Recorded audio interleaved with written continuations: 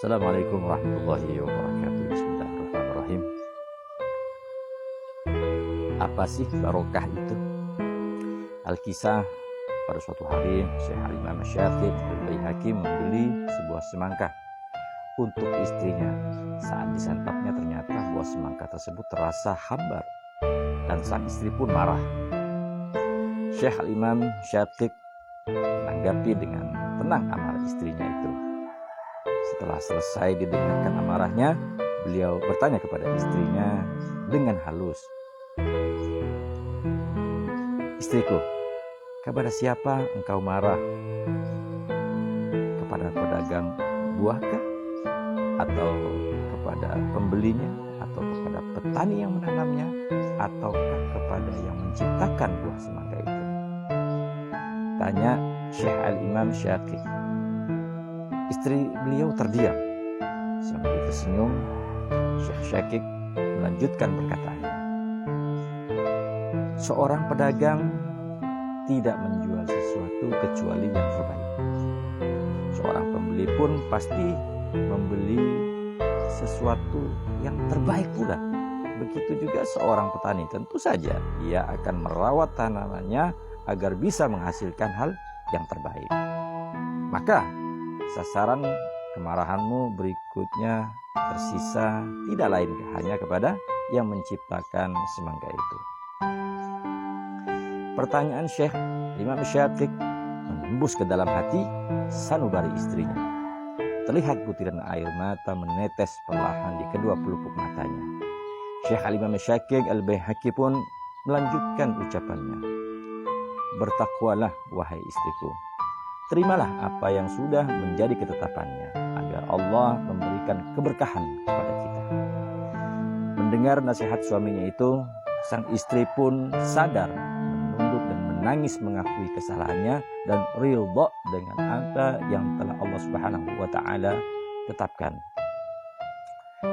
Sebuah pelajaran penting buat kita adalah bahwa setiap keluhan yang terucap sama saja kita tidak ridha dengan ketetapan Allah, sehingga barokah Allah jauh dari kita.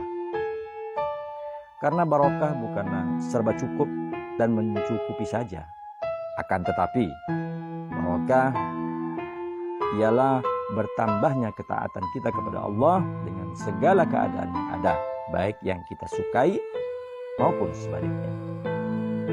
Barokah itu ialah bertambahnya ketaatanmu kepada Allah Subhanahu wa taala.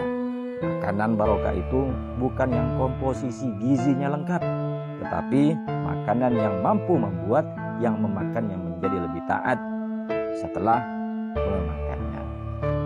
Hidup yang barokah bukan hanya sehat, tapi kadang sakit pun justru barokah.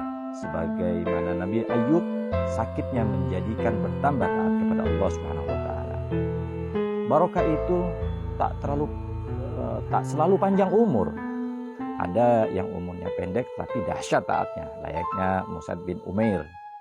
Tanah barokah itu bukan tanah yang subur dan panorama yang indah, karena tanah yang tandus seperti di Makkah punya keutamaan di hadapan Allah, tiada banding, tiada tara.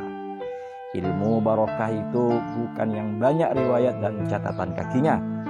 Akan tetapi yang barokah ialah ilmu yang mampu menjadikan seorang meneteskan keringat dan darahnya dalam beramal dan berjuang untuk agama Allah Subhanahu wa taala.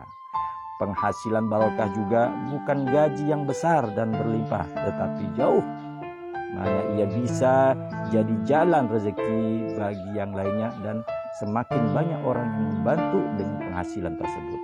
Anak yang barokah bukanlah saat kecil mereka lucu, imut, atau setelah dewasa mereka sukses yang bergelar, mempunyai pekerjaan dan jabatan yang hebat. Tetapi anak yang barokah ialah yang senantiasa taat kepada Rabb-Nya, dan kelak mereka menjadi lebih saleh dari kita dan tak henti-hentinya mendoakan kedua orang tuanya.